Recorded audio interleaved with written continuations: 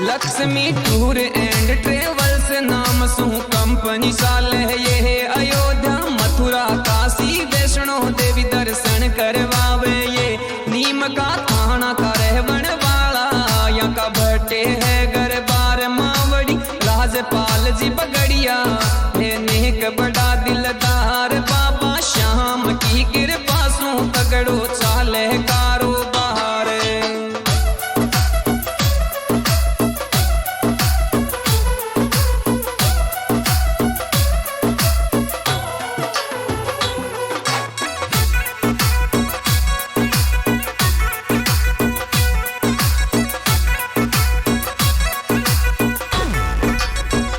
Lakshmi super mart का नाम सुया को बिजनेस चाल है ये हर प्रकार का घरेलू सामान मिलता ये है।